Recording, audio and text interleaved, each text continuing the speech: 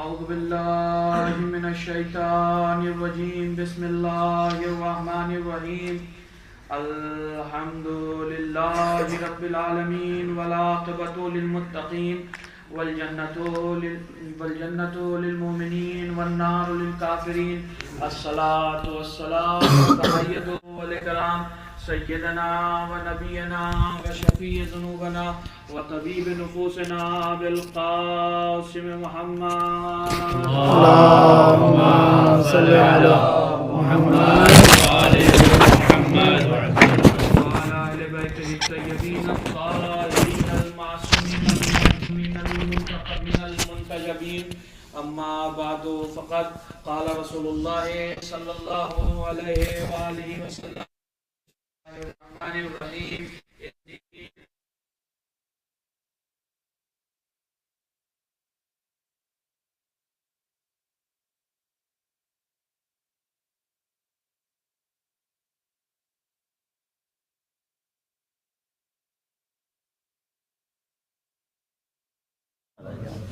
حضرات گرامی قدر، موالیان حیدر کرار، ماتمداران سرکار ابا عبداللہ الحسین، غمگساران خاندان مصطفیٰ، عشرہ زینبیہ کی یہ دوسری مجلس ہے کہ جسے خطاب کرنے کا شرف حاصل ہو رہا ہے، اور اس مجلس میں جس حدیث مبارکہ کو سرنامہ سخن قرار دیا ہے،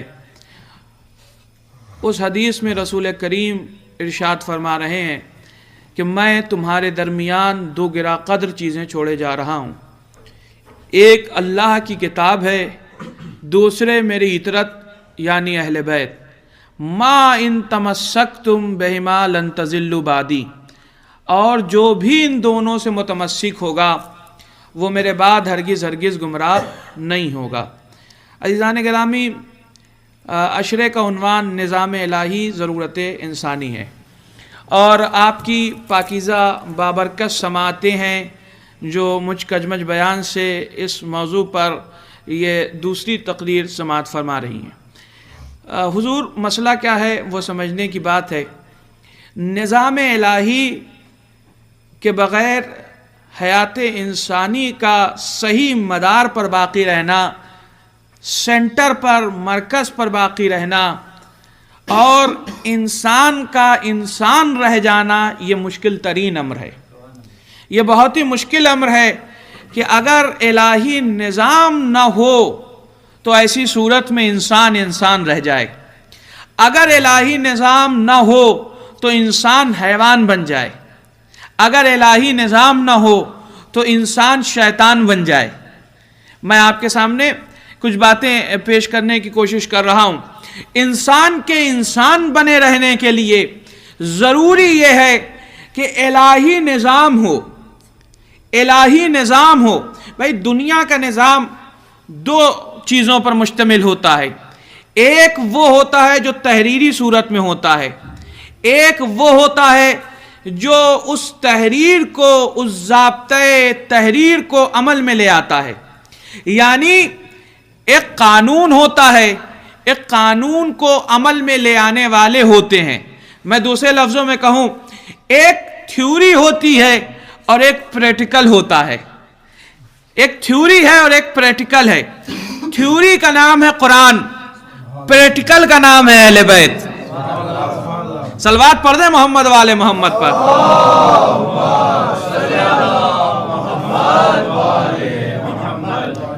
جیتی جاگتی بلند آواز سے صلوات پڑھ دیں محمد والے محمد۔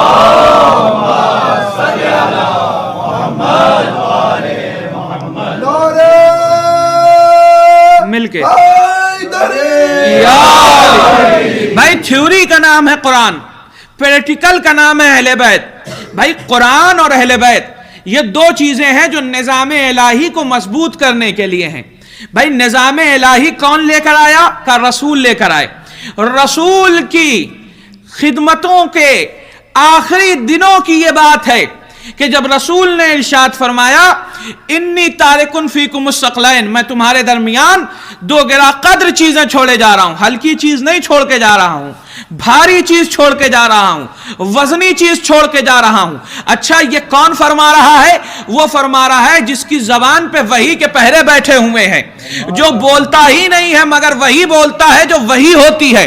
अगर रसूल कह रहा है, कहने वाले की शख्सियत का भी बड़ा असर पड़ता है हुजूर। याद रखिएगा, एक मामूली सा आदमी कुछ कहे तो उसका असर कुछ और होता है, और अगर कस्बे का सरबराह कुछ कहे तो उसका असर कुछ और होता है, इलाके का पॉपुलर शख्स कुछ कहे तो उसका असर कुछ और होता है, मुल्क का सरबराह कुछ कहे तो उसका असर कुछ और होता है। तो जैसे जैसे शख्सियत बदलती जाती है, बात के असर में और ज्यादा वसन पैदा होता चला जाता है, बात का असर और फैलता चला जाता है, लोगों की जहनों पर उस बात का और असर होता है। भाई, एक मौलवी कुछ कहे तो बात अलग है, एक आयतुल्लाह ग्रेट का आदमी कुछ कहने लगे तो बात अलग हो जाती है। क्यों अलग हो जाती है? क्योंकि कहने वाले की शख्सियत जमाना बहरहाल देखता है, हर हाल में देखता है कि कहने वाला कौन है, कहने वाला क्या कह रहा है। रसूल कह रहे हैं हल्की चीज छोड़ के नहीं जा रहा हूं, तो ये कोई हल्का आदमी नहीं कह रहा है, नबियों का सरदार कह रहा है, नबियों का सरदार कह रहा है।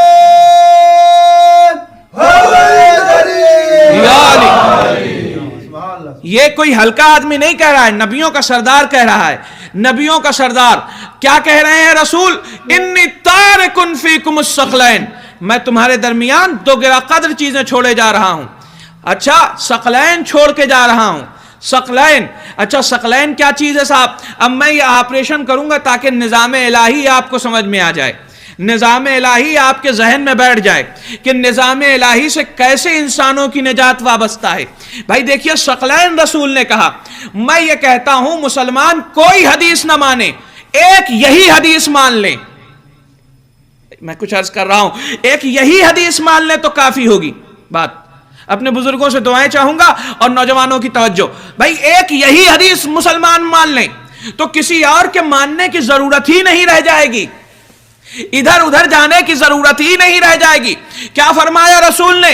भाई सबने लिखा, शियों में भी यह हदीस है, हमारे बरादरान अहले सुन्नत में भी यह हदीस है, मानने वालों में भी यह हदीस है, ना मानने वालों में भी यह हदीस है, और मुतवातिर है, सही है, गलत नहीं है, हदीस की सनद मौजूद है और कोई इनकार नहीं कर सकता कि यह हदीस नहीं है।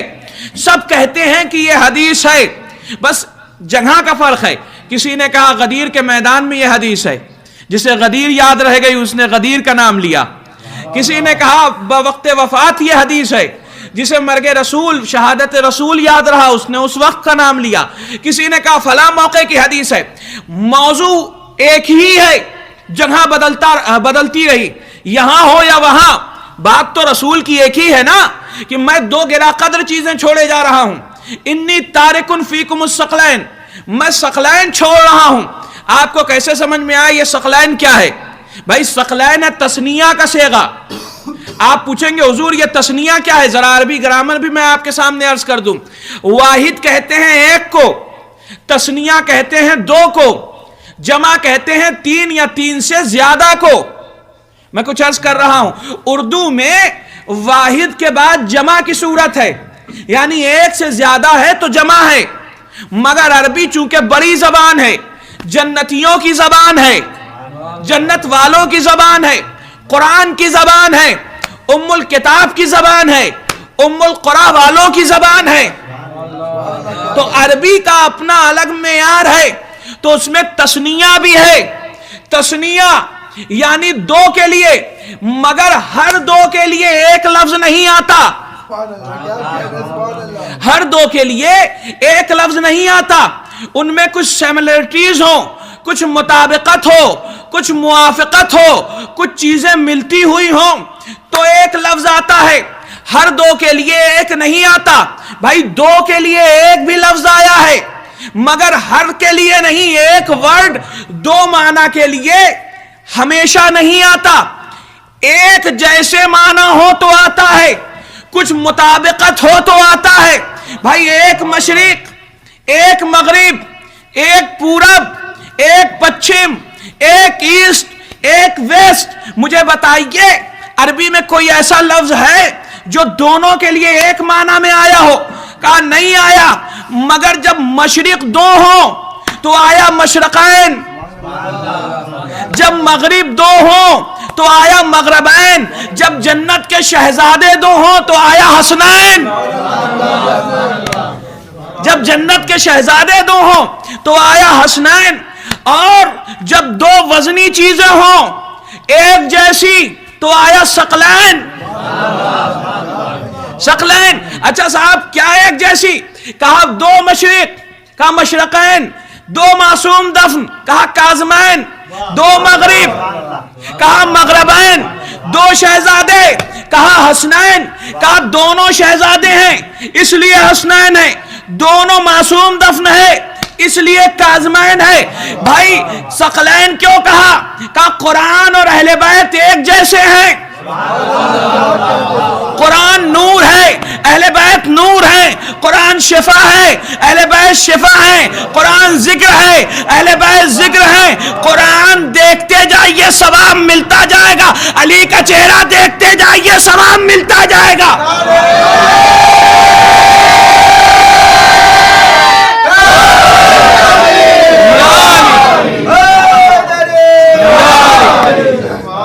بھئی علی کا چہرہ دیکھتے جائیے ثواب ملتا چلا جائے گا۔ جیسے قرآن ہے ویسے ہی اہل بیت ہیں۔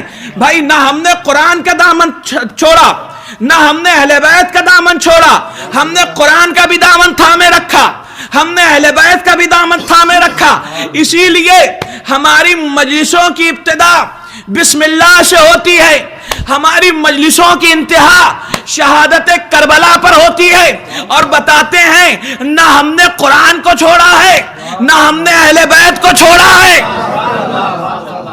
آپ ہمارے عزا خانوں میں آ کے دیکھیے، قرآن بھی ہے اہل بیت بھی ہیں، قرآن بھی مل جائے گا اہل بیت بھی مل جائیں گے۔ اور ہم نے دیکھا ہے تعزیے کے سامنے کھلا ہوا قرآن، ہم نے دیکھا ہے تعزیے کے سامنے کھلا ہوا قرآن، قرآن تعزیے کے سامنے کھول کے رکھ دیا جاتا ہے۔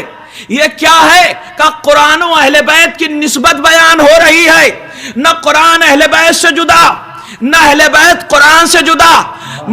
لوگ کہتے ہیں کہ ایسا لگتا ہے جیسے حسین آج بھی قرآن کی تلاوت کر رہے ہیں، تعزیے کے سامنے قرآن رکھا ہوا ایسا ہی معلوم ہوتا ہے۔ میں کہتا ہوں ایک منزل آگے بڑھیے، حسین نے گلا کٹا کر قرآن کی تلاوت کا حق ادا کر دیا، اب اس دن سے قرآن حسین کی تلاوت کر رہا ہے۔ صلوات پڑھ دیں پر محمد والے محمد۔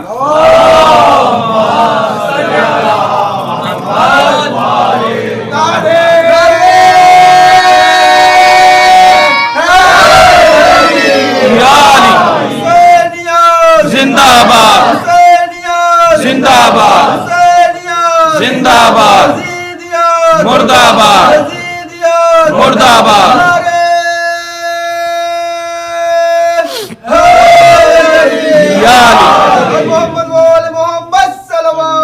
اللہم صلی علی محمد وآلِ محمد۔ بھائی اب حق تلاوت قرآن حسین ابن علی نے ادا کر دیا، سر کٹا کے قرآن کی تلاوت کر کے، اب اس کے بعد سے قرآن اہل بیت کی تلاوت کر رہا ہے، ان کے قصیدے پڑھ رہا ہے، اور قیامت تک پڑھتا رہے گا قرآن اہل بیت کے قصیدے۔ بھائی قرآن ہے ہی کیا؟ یا آل محمد کے قصیدے کا نام ہے، یا آل محمد کے عمل کا نام ہے۔ یا آل محمد، ایک ایک لفظ قیمتی ہے، توجہ فرمائیے گا۔ یا آل محمد کے قصیدے کا نام ہے، یا آل محمد کے عمل کا نام ہے۔ آل محمد عمل کرتے گئے، قصیدہ اترتا گیا، آیت مکمل ہوتی چلی گئی۔ انشاءاللہ میں اس پر بہت ساری بات کروں گا آپ کے سامنے آنے والی مجلسوں میں۔ بھائی رسول نے فرمایا میں 2 گراں قدر چیزیں چھوڑے جا رہا ہوں۔ کیا گراں قدر چیزیں؟ ایک نہیں 2۔ اچھا صاحب کس کے سامنے بیان فرمایا؟ یہ بڑی اہم بات ہے۔ رسول نے بھائی حدیث کا ترجمہ ذہن عالی میں محفوظ ہو گیا کہ انی تارکن فیکم الثقلین، کتاب اللہ اطرتی و اہل بیتی، کتاب اللہ اطرتی اہل بیتی ما ان تمسکتم بہما لن تضلوا بعدی۔ دو گرا قدر چیزیں چھوڑے جا رہا ہوں، ایک اللہ کی کتاب، دوسرے میری اطرت، یعنی میرے اہل بیت۔ ان دونوں سے جو متمسک رہے گا وہ میرے بعد ہرگز ہرگز گمراہ نہیں ہوگا۔ ان دونوں سے جو متمسک رہے گا وہ میرے بعد گمراہ نہیں ہوگا، یعنی بعد رسول گمراہی کی چانسز ہیں، یعنی بھٹک جانے کے چانسز ہیں، یعنی ذلیل ہو جانے کے چانسز ہیں، یعنی راہ راست سے ہٹ جانے کے چانسز ہیں۔ تو رسول کس کے سامنے بیان کر رہے ہیں؟ رسول اپنی بزم میں بیٹھنے والوں کے سامنے بیان کر رہے ہیں۔ صاحب بزم رسول میں کون بیٹھتا ہے؟ عاقب رضا نہیں بیٹھتے، ہمارے یہ بھائی نہیں بیٹھتے، ہم لوگ تو 1400 سال بعد پیدا ہوئے۔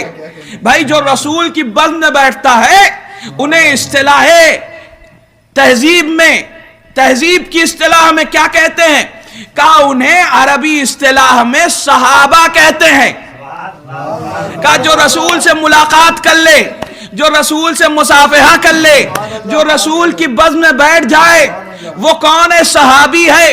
تو رسول عام آدمیوں سے نہیں فرما رہے، سب سے پہلا رسول کا مخاطب کون؟ کہا صحابی، یعنی رسول صحابہ سے فرما رہے ہیں، اے میرے پیارو، اے میری بزم میں بیٹھنے والوں، اے میری انجمن کے ستاروں، اے لوگوں، اے صحابیوں، یاد رکھنا اگر دامن قرآن یا دامن اہل بیت میں سے کوئی ایک دامن بھی چھوٹ گیا تو یاد رکھنا گمراہ ہو جاؤ گے، یاد رکھنا ذلیل ہو جاؤ گے۔ بھائی ہم یہی تو سمجھا رہے ہیں، جب صحابہ دامن اہل بیت چھوڑ کے گمراہ ہو سکتے ہیں تو اگر اسی صحابی کا کوئی وہابی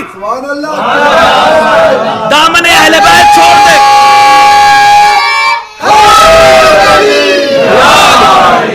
اگر اسی صحابی کا کوئی دامن اہل بیت چھوڑ دے تو وہ کیسے نجات پا سکتا ہے؟ بھائی گمراہ ہو جائے گا وہ بھی۔ اچھا ایک بات یہاں پوائنٹ کی ہے، سب مانتے ہیں، سارے مسلمان مانتے ہیں اس حدیث کو، کوئی انکار؟ کہا نہیں صاحب کوئی انکار ہی نہیں ہے۔ کہیں کوئی انکار؟ کہا نہیں بھائی کوئی انکار نہیں، ساری حدیث کی کتابوں میں یہ موجود ہے، بڑی بحثیں ہیں، سب مانتے ہیں، تسلیم کرتے ہیں، ایکسپٹ کرتے ہیں، قبول کرتے ہیں، مانتے ہیں، سب مانتے ہیں۔ اچھا مانتے ہیں، کبھی غور بھی کیا ہے کہ کیا فرمایا رسول نے؟ رسول نے کہا کہ میرے بعد گمراہ وہ نہیں ہوگا جو دامن قرآن و اہل بیت تھامے رہے، دامن قرآن و اہل بیت تھامے رہے، وہ گمراہ نہیں ہوگا۔ اگر چھوڑ دے تو گمراہ ہونے کے چانسز ہیں، یعنی وہ گمراہ ہو سکتا ہے، یعنی گمراہ ہو سکتا ہے۔ میں یہی تو سمجھانا چاہ رہا ہوں، جو گمراہ ہو جائے وہ ہدایت کے ستارے نہیں ہوا کرتے، جو گمراہ ہو جائے ان سے ہدایت نہیں لی جاتی، ان سے ہدایت لی جاتی ہے جو معصوم ہو، جن کے گمراہ ہونے کے چانسز نہ ہوں۔ تو بھائی دیکھیے معصوم تو بعد رسول فقط تیرا ہی ہے، صلوات پڑھ دے محمد و آل محمد پر۔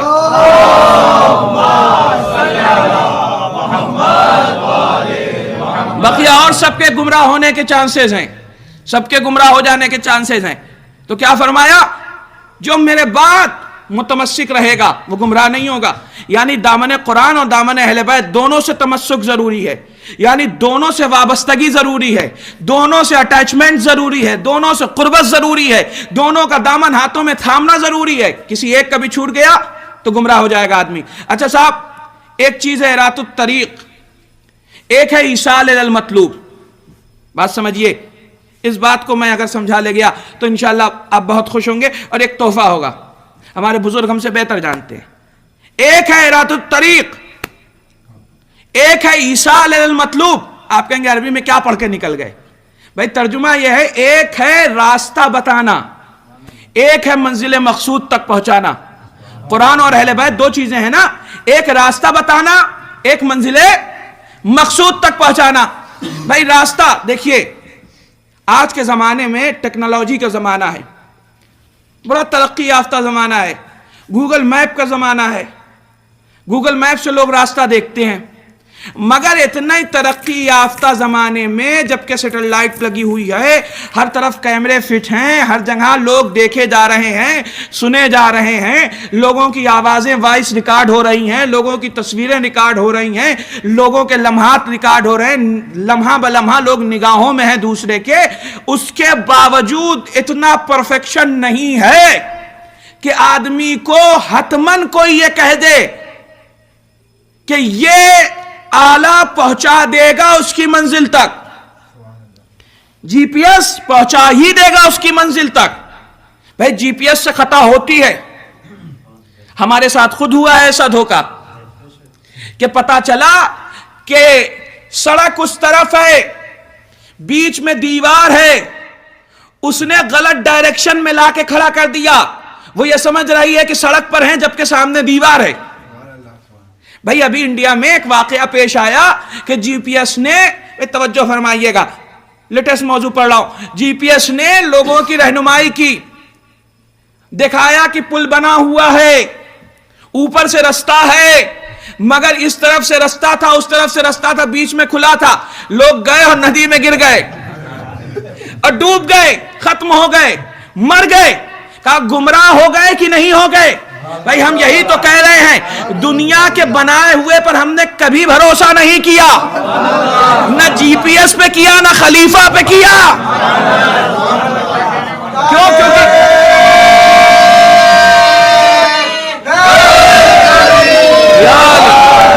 دنیا کے بنائے پر ہم نے کبھی بھروسہ نہیں کیا، پتہ نہیں کب دھوکہ دے جائے، پتہ نہیں کب راہ میں چھوڑ دے، پتہ نہیں کہاں کس گڑھے میں گرا دے، ہم نے کبھی بھروسہ نہیں کیا۔ اچھا صاحب، ارات الطریق عیسیٰ للمطلوب، آپ سب کو کہاں جانا ہے؟ کہا جنت جانا ہے، جنت جانا ہے، جنت جانا ہے، جنت جانا ہے، راستہ تو قرآن بتا رہا ہے جنت جانے کا راستہ، مگر ساتھ ہی ساتھ یہ بھی بتا رہا ہے یا بنیا اللہ تعبدوا الشیطان انہ لکم عدو مبین، اے میرے لال شیطان کی پیروی نہ کرنا، گمراہ کر دے گا وہ۔ یعنی ایک شیطان بھی ساتھ ساتھ لگا ہوا ہے، جو رستے سے بھٹکانے والا ہے، جو راہ سے ہٹانے والا ہے، جو منزل سے بہکانے والا ہے۔ لگا ہے کہ نہیں ایک شیطان؟ کہاں صاحب، شیطان تو لگا ہوا ہے۔ یہ ایک الگ بات ہے کہ کچھ لوگ اتنے ماہر ہیں کہ شیطان کو بھی بہکا دیتے ہیں، کچھ لوگ اتنے ماہر ہیں کہ شیطان کو بھی بہکا دیتے ہیں۔ مثال سنیے گا، بہت محظوظ ہوں گے آپ۔ اب یہ نیا زمانت نہیں ہے، ہم لوگ جب چھوٹے تھے 20-25 سال پہلے، اور آپ لوگوں نے جو بزرگ ہیں مجھ سے بہتر جانتے ہوں، استادوں کا بڑا خوف تھا اس زمانے میں۔ اب تو جنزی والا زمانہ ہے، حکومتوں کا خوف نہیں ہے، استادوں کا کہاں رہے گا۔ صلوات پڑھیے محمد والے محمد پر، مل جل کے صلوات پڑھ دے محمد والے۔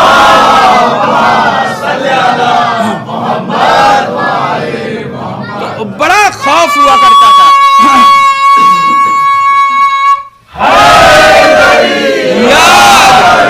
وہ صاحب بڑا خوف ہوتا تھا استادوں کا۔ جہاں استاد ہوتے تھے، مثال جب منزل تک پہنچے گی تو آپ یہاں نہیں بیٹھے ہوں گے، بہت آسمانوں میں سیر کر رہے ہوں گے فضیلتوں کے، اور سمجھ جائیں گے آپ کہ میں کیا کہنا چاہ رہا ہوں۔ جب استاد کہیں کھڑا ہوتا تھا تو اس زمانے میں جو ہیں اس زمانے کے جانتے ہیں کہ لڑکے رستہ بدل دیا کرتے تھے، اتنا خوف ہوتا تھا استاد کا کہ لڑکے رستہ بدل دیتے تھے کہ ماسٹر صاحب کھڑے ہیں، حضور کھڑے ہیں، سر جی کھڑے ہیں، ٹیچر ہمارا وہاں کھڑا ہے۔ بھائی استاد کی بڑی عزت کرنی چاہیے، یاد رکھیے گا، 3 ہی باپ ہوتے ہیں، استاد باپ ہوتا ہے، اوریجنل باپ ہوتا ہے، اور بی بی کا باپ ہوتا ہے۔ تو استاد وہ ہوتا ہے جو جسم کو بھی پروان چڑھاتا ہے اور روح کو بھی پروان چڑھاتا ہے، جو ایسی تعلیم دیتا ہے جس سے جسم بھی آباد ہوتا ہے اور روح بھی آباد ہوتی ہے۔ المختصر یہ کہ جب استاد کہیں کھڑا ہوتا تھا صاحب تو وہاں سے لڑکے راستہ کاٹ لیتے تھے کہ صاحب استاد ہیں، استاد ہیں۔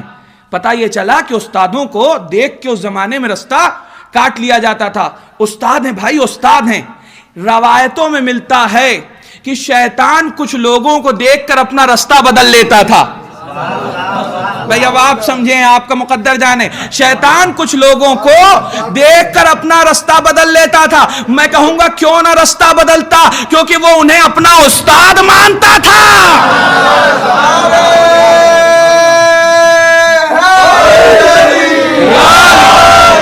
بھائی اپنا استاد مانتا تھا، استاد کو دیکھتا تھا رستہ بدل لیتا تھا. تو صاحب شیطان بہکانے کے لیے ہے، 24 گھنٹے ہے بہکانے کے لیے، وہ آن ڈیوٹی ہے، وہ سوتا ہوتا نہیں ہے، جاگتا رہتا ہے، ہر وقت ڈیوٹی پہ لگا رہتا ہے، بہکایا کرتا ہے. اچھا قرآن کیا ہے؟ کہا لکھی ہوئی کتاب ہے، اس میں یہ ہے کہ یہ کرو یہ کرو یہ کرو، جنت مل جائے گی جنت مل جائے گی جنت مل جائے گی. ہم نکلے اسی میپ کے حساب سے، اور جب میپ کے اعتبار سے نکلے تو شیطان نے بہکانا شروع کیا، کہا جنت مل جائے گی نماز پڑھو.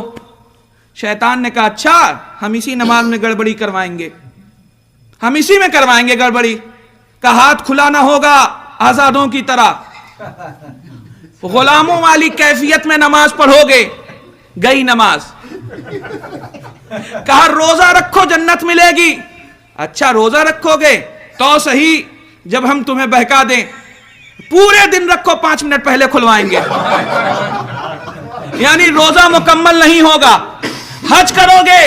کہا ٹھیک ہے جاؤ چکر لگاؤ، مگر طواف النساء سے ہم بہکا دیں گے. بھائی میں کچھ کہہ رہا ہوں، وہاں سے بہک جاؤ گے. تو اس کا مطلب یہ ہے کہ شیطان لگا ہوا ہے صاحب، ہر وقت لگا ہوا ہے، پیچھے پیچھے چل رہا ہے کہ نماز پڑھو تو ایسے کریں گے، روزہ رکھو تو ایسے کریں گے، حج کرو تو ایسے کریں گے. اچھا صدقہ دو گے؟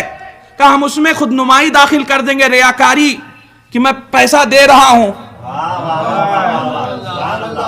تو شیطان بہکانے پہ لگا ہوا ہے، ہر وقت لگا ہوا ہے. یہ ہے ارات الطریق، یعنی راستہ بتانا. راستہ بتا دیا اور بہک رہے ہیں ہم. اب ہم چلے اپنے دملیو ہاؤس سے اور یہاں تک پہنچتے پہنچتے اتنے موڑ ہیں صاحب کہ آدمی بھول جائے رستہ. اتنے موڑ ہیں، پہنچے صاحب ایک چوراہے سے گزرے، ایک تراہے پہ آ کے پھنس گئے، کدھر جائیں. شیطان نے سیدھا رستہ دکھانے کے بجائے، وہ تو بہکانے کے لیے بیٹھا ہے، یہ لا کے ادھر چھوڑ دیا. ہم بہک گئے، اب گھوم رہے ہیں مپوٹو شہر میں، کہاں جائیں. بہک جاتا ہے آدمی. مگر ایسا ہو کہ ہم وہاں سے نکلیں اور ایک بچہ ہو سامنے، ہم اس سے کہیں کہ بیٹے جانتے ہو سینی سینٹر کا ہے؟ کہا ہاں صاحب ہم جانتے ہیں مولانا صاحب. ہم نے کہا چھوڑ دو ہم نئے ہیں بالکل، ابھی 5 ہی مہینہ ہوا ہے. تو وہ کہنے لگے کہ اچھا حضور آئیے میرے ساتھ چلیے. اب وہ یہاں تک لے کر مجھے آئے اور لوگ دیکھیں اور کہیں اور ہنسیں، ارے صاحب کیسا آدمی ہے، جوان ہے جہان ہے مگر بچے کے پیچھے چل رہا ہے. تو میں ڈانٹ کے کہوں گا کیسی باتیں کرتے ہو، جو جانتا ہے ہم اس کے پیچھے چل رہے ہیں. جاننے والا نہ بچہ ہوتا ہے نہ بڈھا ہوتا ہے. علی کو خلافت دینے کی باری آئی تو لوگوں نے کہا کہ علی تو بچے ہیں. ارے بھائی ایسے بڈھے کا کیا کیجئے گا جو جنت کا راستہ نہ جانتا ہو.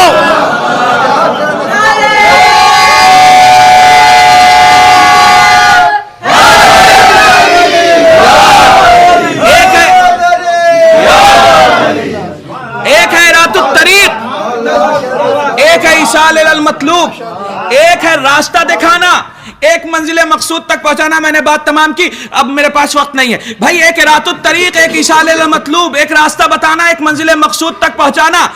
راستہ دکھانا قرآن کا کام ہے، مگر اس راستے پہ چل کے آدمی بہک جاتے ہیں. دلیل یہ ہے کہ امت 73 فرقوں میں بٹ گئی. بھائی اگر ایصال المطلوب ہو، کوئی انگلی پکڑا کے جنت تک پہنچا دے، بھائی قرآن راستہ دکھاتا ہے، اہل بیت جنت تک پہنچاتے ہیں، جنت تک پہنچاتے ہیں. اور اب اسی منزل پر آ کر ایک بات میں عرض کروں گا، جنت تک اہل بیت پہنچاتے ہیں. لیجئے صاحب حساب کتاب فائنل. پھر وہی خصائص حسینیہ. علامہ شیخ جعفر شوستری علیہ الرحمہ، انہوں نے اپنی کتاب میں لکھا اور ایک آیت کا ذکر کیا جس کا ترجمہ پیش خدمت ہے. قرآن ذکر کر رہا ہے، جا کے دیکھ لیجئے گا آپ. قرآن ذکر کر رہا ہے کہ کچھ لوگ ہوں گے جن سے کہا جائے گا جاؤ جنت میں، مگر وہ جنت میں نہیں جائیں گے، مگر وہ جنت میں نہیں جائیں گے. حکم پروردگار ہوگا فرشتوں کھینچ کے لے جاؤ انہیں جنت میں.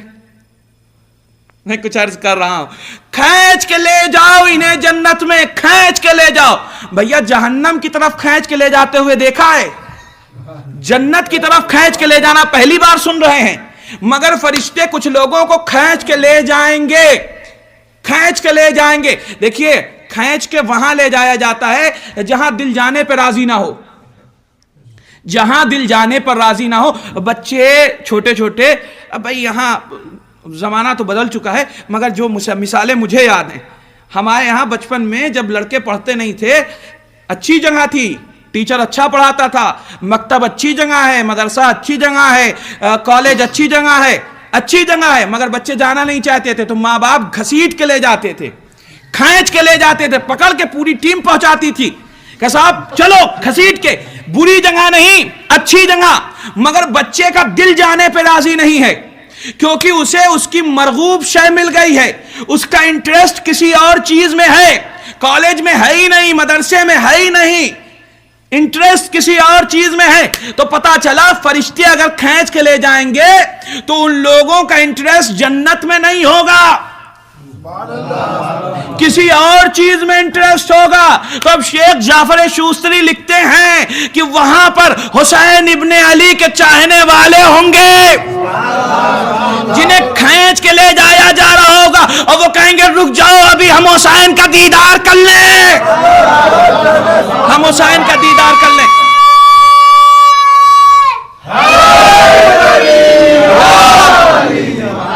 رک جاؤ ہم حسین کا دیدار کر لیں، ہم حسین کے چہرے کو دیکھ رہے ہیں، ابھی ہم شربت دیدار پی رہے ہیں، ابھی ہم دیکھ رہے ہیں حسین کو، ہمیں یہیں رہنے دو۔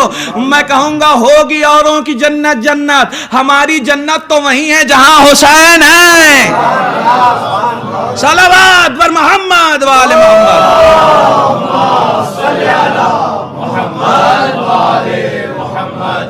تو اہل بیت جنت تک پہنچانے والے ہیں، دامن اہل بیت نہیں چھوٹنا چاہیے۔ جو اہل بیت علیہ السلام کا دامن تھامے رہتا ہے وہ ان کے پیچھے پیچھے۔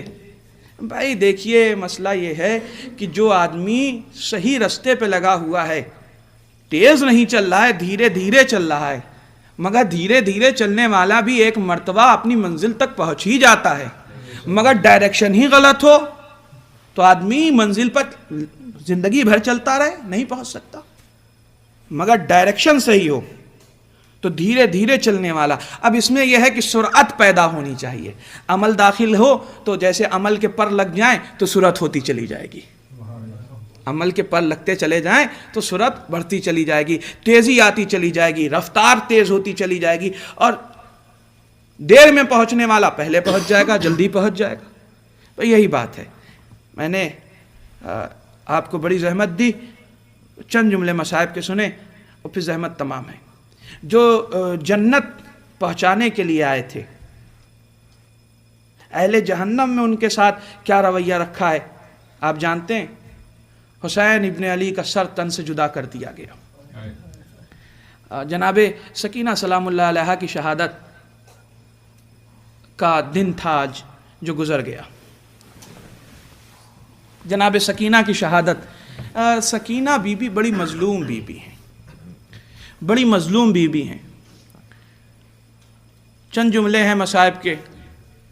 تصور شرط ہے مصائب میں، مصائب سننے کی چیز نہیں ہوتی، محسوس کرنے کی چیز ہوتی ہے۔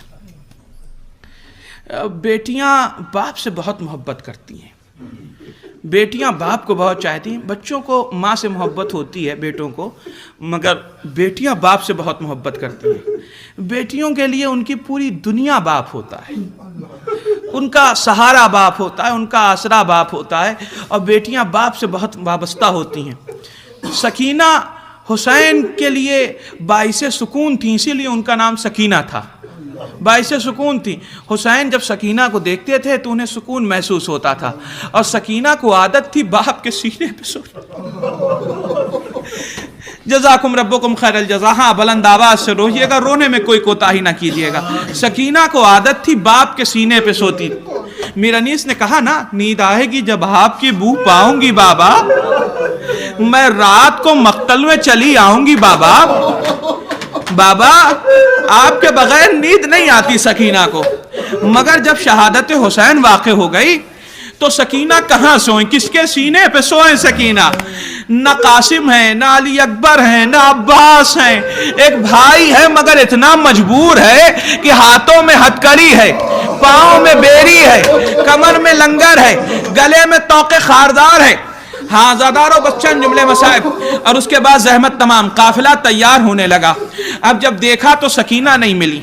सकीना अपने बाबा की मैयत के पास है, अपनी बाबा के पास है। शिम्र आगे बढ़ा। रवायत के जुमले हैं, शिम्र जब करीब आया और उसने कहा सकीना काफिला जा रहा है, चलो चलो सकीना। तो एक मर्तबा सकीना ने नन्हे नन्हे हाथों को जोड़ दिया, कहा शिम्र मुझे मेरे बाप के पास रहने दे। ऐ शिम्र काफिला जाता है तो चला जाए, बहुत रोइएगा। शिम्र काफिला जाता है तो चला जाए, मुझे मेरे बाप के पास रहने दे। शिम्र ने कहा सकीना क्या करोगी तुम अपने बाप के पास रहकर, जंगलों बयाबान है। ऐ सकीना क्या करोगी? सकीना ने कहा 3 काम करूंगी। हाँ ज़ादारो बहुत रोएंगे। 3 काम करूंगी। कहा पहला काम क्या है? कहा कि मेरा बाबा प्यासा मारा गया, मेरा बाबा प्यासा मारा गया। मैं दरिया पे जाऊंगी, मैं दरिया पे जाकर नन्हे नन्हे हाथों में पानी लूंगी और अपने बाबा के जिस्म पे ला के छिड़कूंगी। हाँ ज़ादारो, शिम्र ने पूछा दूसरा काम क्या करोगी सकीना? कहा मेरे बाबा का जनाजा उरिया पड़ा है, मैं जंगल में जाऊंगी, पत्ते बटोर के लाऊंगी अपने बाप के जिस्म पे। हाँ रोने में कोताही ना कीजिएगा। कहा तीसरा काम क्या करोगी? कहा जाने दे शिम्र मत सुन। कहा नहीं सकीना बताना पड़ेगा। कहा मैंने सुना है कि रसूल के एक सहाबी थे अबू ज़र, जो आलमे गुर्बत में वफात पाए। उनकी एक छोटी सी बच्ची थी। जब अबू ज़र का इंतकाल हुआ तो बच्ची रास्ते में बैठ गई और आवाज दे रही थी, ऐ काफिले वालों तुम्हारे नबी के सहाबी का जनाजा पड़ा है, आओ नमाज पढ़ लो, आओ जनाजा दफन कर लो। ऐ शिम्र मैं भी रास्ते में बैठ जाऊंगी, गुजरने वाले काफिले से कहूंगी आओ नबी के नवासे का जनाजा, आओ नमाज पढ़ लो। अरे शिम्र ने तमाचा लगाया, सकीना ने बाबा जज़ाकुम रब्बुकुम खैरल जज़ा, खुदा आपको कोई गम ना दे सिवाय गम अहले बैत के। हाँ ज़ादारो काफिला तैयार हो रहा है, काफिला तैयार। ज़ैनब ने एक एक बीबी को सवार कराया। रबाब आओ ज़ैनब तुम्हें सवार कराएगी, उम्मे कुलसूम आओ ज़ैनब तुम्हें सवार कराएगी। एक एक बीबी को सवार कराया, मगर एक मंजिल वो आई कि ज़ैनब का सवार कराने ज़ैनब का सवार कराने वाला कोई न था। दरिया की जानिब रुख किया, आवाज दी अब्बास। अब्बास बहुत शानो शौकत से लाए थे भैया, ज़ैनब अब जा रही है करबला से, अब्बास आओ बहन को सवार कराओ। हाँ ज़ादारो कौन था जो ज़ैनब को सवार कराता? सैयद सज्जाद आगे बढ़े, ज़ैनब किसी सूरत से सवार हुई। बस चंद जुमले मसाइब के और उसके बाद ज़हमत तमाम है। बस जनाब सकीना के चंद जुमले मसाइब के सुन लीजिए। अज़ादारो हर बच्चा अपनी माँ की आगोश में था। इधर देखिएगा तो कैफियतों को महसूस कीजिएगा। हर बच्चा माँ की आगोश में था, मगर बच्चे कितने थे? नन्हे नन्हे बच्चे थे, नन्हे नन्हे बच्चे, 3-3 साल के बच्चे, 2-2 साल के बच्चे माँ की आगोश में किस कैफियत में थे? गले में बाहें डाले हुए थे और माओ के हाथ फंसे गर्दन में, माओ के हाथ गर्दन के पीछे बचे हुए थे। और जब ऊंट दौड़ता था तो जब तक बच्चे माओ को पकड़ पाते थे पकड़े रहते थे और बच्चे गिरते चले जाते थे। माए पलट के कहती थी अलविदा मेरे लाल, खुदा हाफिज। माँ बहुत मजबूर है। जो लोग ज़ियारत को जाते हैं वो जानते हैं कि नन्ही नन्ही रास्ते में कुछ कब्रें बनी हुई हैं, वो उन्हीं बच्चों की कब्रें हैं। हाँ ज़ादारो एक मर्तबा काफिला रोका गया। बस मैंने मसाइब तमाम किया। काफिला रोका गया, काफिला रोका गया। कहा क्यों रोका जा रहा है काफिला? शिम्र ने कहा मैंने सुना है कि हुसैन की बच्ची भी इसी में है। कहा हाँ हुसैन की बच्ची है, कहाँ है? नजर नहीं आती। कहा वो अपनी फूफी ज़ैनब के साथ है, अपनी फूफी ज़ैनब के साथ है। कहा नहीं सकीना ज़ैनब के साथ नहीं जाएंगी, सकीना को अलग ऊंट पे सवार किया जाएगा। तसव्वुर कीजिए 4 साल की बच्ची अलग ऊंट पे सवार कराई जा रही है, जिस पर महमिल भी नहीं है। सकीना को सवार कराया गया, ऊंट चलने लगा, बच्ची ऊंट से झूलने लगी, फरियादें करने लगी, चचा बचाइए, भैया बचाइए, फूफी अम्मा बचाइए। कौन था जो सकीना को बचाता? کون تھا جو سکینہ کی فریاد سنتا؟ ایک مرتبہ جب آوازیں بلند ہوئی، لوگوں نے کہا کہ اے شمر بچی گر جائے گی، روک دے اس اونٹ کو، بچی گر جائے گی۔ لشکر والوں نے جب کہا تو شمر نے اونٹ کو روک دیا، کہا تم یہ کہتے ہو نا کہ بچی گر جائے گی، بس آیت تمام ہے، تم یہ کہتے ہو نا بچی گر جائے گی، لو میں ایسا انتظام کر دیتا ہوں کہ اب بچی نہیں گرے گی۔ ہاں زادارو، شمر نے رسی منگائی، سکینہ کے سینے کو اونٹ کے کوہان پہ رکھا اور اس کے بعد رسی سے باندھ دیا۔ جب اونٹ آگے بڑھتا تھا تو اونٹ کے سینے کے ہڈیاں سکینہ کے سینے سے ٹکراتی تھی، ہڈیوں میں درار ہوتی تھی، جسم چھلتا جاتا تھا، خون ٹپکتا جاتا تھا۔ سکینہ کہتی جاتی تھی اماں میں مر جاؤں گی، اماں پھوپھی اماں، سکینہ جی نہ پائے گی، اے پھوپھی اماں۔ کارواں بڑھتا رہا، سکینہ رو